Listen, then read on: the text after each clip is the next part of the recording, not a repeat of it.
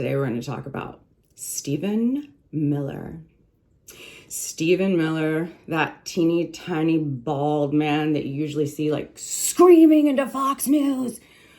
He is married to Katie Miller, who has a podcast now, but originally I believe she worked in the first Trump administration and then started working with the Trump administration until she eventually left to go work with billionaire Bond villain Elon Musk. But what's interesting about Stephen Miller and Katie Miller is these people have no shame. This woman actually put on her ex a picture of the flag over Greenland and said, these are people who have no shame. But Stephen Miller, I had to think and wonder why? Why? And you know what? I think that Lauren Petra actually answered that for me. Stephen Miller is a cuck. And then there are Elon exits, where you leave with Stephen Little Bitch Miller's wife, and you expect no one to notice or care. So when Katie Miller announced her fourth pregnancy on New Year's Eve at Mar-a-Lago, the internet did some quick cowgirl math. She left the Trump administration to work for Elon Musk in early 2025. 9 months later, baby announcement, and suddenly everyone on the internet is asking the same question. Did Stephen Miller just get cucked? And look, the chances are slim, but they're never zero. The fact that we're even here. You know, and I was thinking about this because I imagine, because then it all made sense. If he's a cuck psychologically, right? He would pick a woman like Katie Miller to be his wife because she could degrade him in the way that he really needs, you know? And Elon, so I think how it works is, you know, they pick someone to actually bang her. Right now, I think it's Elon, right? He's the one that's doing the tagging while Steven's in the corner crying, hopelessly using his tears as some lubricant to try to get hard.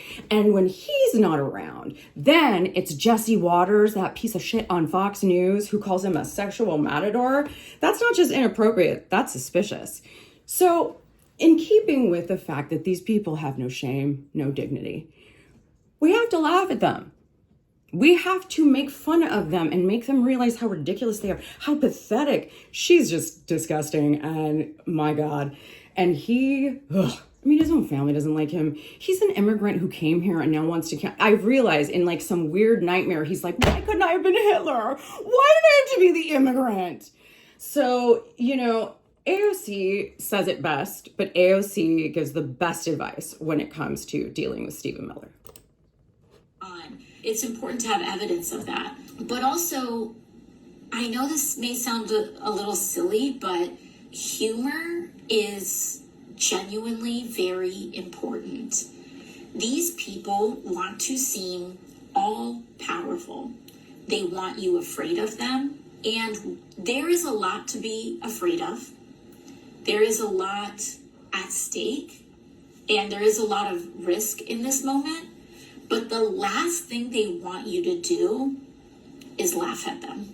The last thing they want you to do is make fun of them. Because that diminishes them far more than them trying to stick a boot in your face. If we were to make a list right now, the worst American... Sorry, that was an accident. Still learning.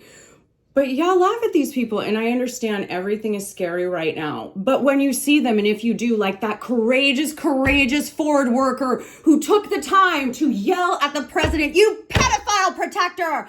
And then the president did this, right? Because he's really, you know, no president on earth would have done that. Take the criticism. So not all heroes have capes. Not all. Make fun of these just little tiny beady people who, without this administration and the funding and the hate and the armed God, because let's just be honest, these people are scary because they're armed to the fucking teeth.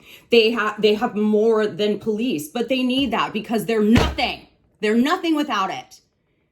Now, I hope that we all take some time to laugh at that cuck Stephen Miller. Everyone have a great night.